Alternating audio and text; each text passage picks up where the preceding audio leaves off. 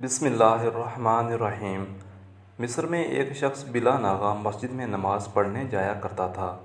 ایک دن اس شخص نے اپنی مسجد کے پیش امام سے کہا کہ مولانا، میں کل سے مسجد میں نہیں آؤں گا۔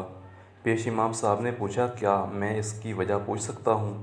اس نے جواب دیا، ہاں کیوں نہیں۔ دراصل وجہ یہ ہے کہ جب بھی میں مسجد میں آتا ہوں تو دیکھتا ہوں کہ کوئی فون پر بات کر رہا ہوتا ہے تو کوئی دعا پڑھتے وقت بھی اپنے میسیجز دیکھ رہا ہوتا ہے، کہیں کونے میں غیبت ہو رہی ہوتی ہے تو کوئی محلے کی خبروں پر تبصرہ کر رہا ہوتا ہے، وغیرہ وغیرہ۔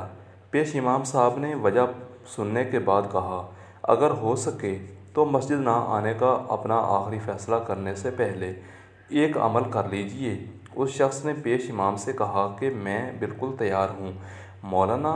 مسجد سے جڑے اپنے حجرے میں گئے اور ایک بھرا ہوا گلاس پانی کا لے کر آئے اور اس شخص سے کہا، یہ گلاس ہاتھ میں لیں اور مسجد کے اندرونی حصے کے 2 چکر لگائیں، مگر دھیان رہے پانی چھلکنے نہ پائے۔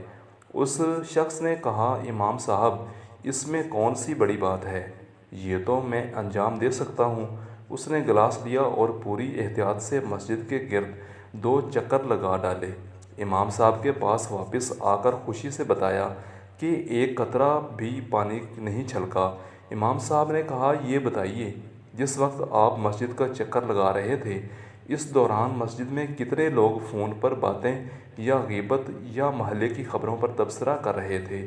اس شخص نے کہا کہ جناب، میرا سارا دھیان اس پر تھا کہ پانی چھلکنے نہ پائے، میں نے لوگوں پر توجہ ہی نہیں دی۔ تب امام صاحب نے کہا کہ جب آپ مسجد آتے ہیں تو اپنا سارا دھیان خدا کی سمت رکھیں۔ جب آپ خالص خدا کے لیے مسجد میں آئیں گے تو آپ کو خبر ہی نہ ہوگی کہ کون کیا کر رہا ہے۔ یہی وجہ ہے کہ قرآن کہتا ہے کہ رسول اللہ صلی اللہ علیہ وآلہ وسلم کی پیروی کرو۔ یہ نہیں کہا کہ مسلمانوں پر نظر رکھو کہ کون کیا کر رہا ہے۔ خدا سے تمہارا رابطہ تمہارے اپنے اعمال کی بنیاد پر مضبوط ہوتا ہے، دوسروں کے اعمال کی بنیاد پر نہیں۔